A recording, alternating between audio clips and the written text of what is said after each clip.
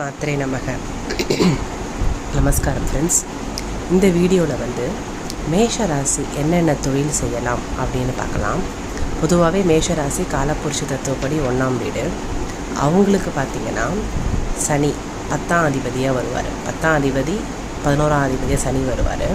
நம்ம தொழிலுக்கு எப்பயுமே 2 ஸ்தானங்கள் எடுத்துப்போம். ஒன்று 6ஆம் அதிபதி, அடுத்தது 10ஆம் அதிபதி.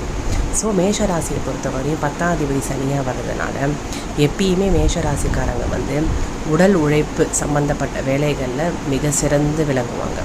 எப்பயுமே அவங்களுக்கு என்ன தான் ஒரு அட்மினிஸ்ட்ரேட்டிவ் ஜாபாக இருக்கட்டும், இல்லைனா ஒரு தலைமை பதவி ஜாபாக இருக்கட்டும், என்ன ஜாப் இருந்தாலுமே அவங்களோட பங்கு, ஒரு உடல் உழைப்பு பங்கு கண்டிப்பாக அந்த ஜாபில் அவங்களுக்கு இருந்துகிட்டே இருக்கும்.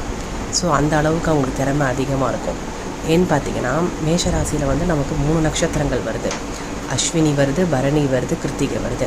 இதில் என்னென்னா பரணி உங்களுக்கு சுக்கிரனோட நட்சத்திரம். சுக்கிரனோட நட்சத்திரமாக இருந்தாலுமே அவங்க எப்பயுமே கொஞ்சம் கலைநயனம் மிக்க விஷயங்கள், fashion designing, heart, beauty parlour, அதே மாதிரி பார்த்திங்கன்னா ஒரு பழக்கடை வைக்கிறது, அந்த மாதிரி ஒரு தாட் இருந்துகிட்டே இருக்கும். கொஞ்சம் ஆடம்பரம் மிக்க விஷயங்களில் தான் பரணி நட்சத்திரக்காரங்க கான்சன்ட்ரேட் பண்ணுவாங்க.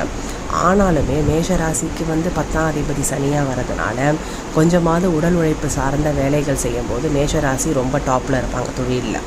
ஸோ அந்த மாதிரி சம்மந்தப்பட்ட வேலைகள் அவங்க சூஸ் பண்ணுறது ரொம்ப நல்லது.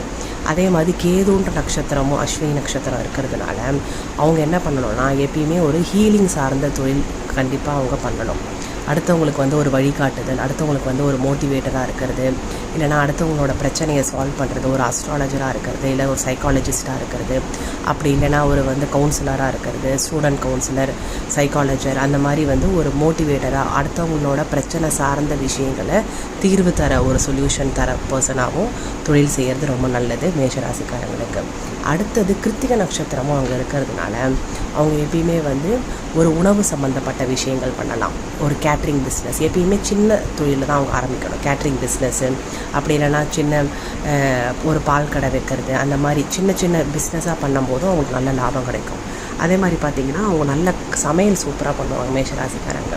அவங்க வாழ்க்கையில் ஏதாவது ஒரு விஷயத்தை சமையலில் அர்ப்பணிக்கிறது, இல்லைனா அவங்களால முடிஞ்சால் சனிக்கிழமை ஒரு உணவு பண்ணி எல்லாருக்கும் டிஸ்ட்ரிபியூட் பண்ணுறது, இந்த மாதிரி ஒரு சின்ன விஷயத்தை அவங்க கடைப்பிடிக்கிறது அவங்க தொழிலில் மேலும் மேலும் முன்னேறத்துக்கான வழிவகைகள் அதிகமாக இருக்கும் அவங்களுக்கு.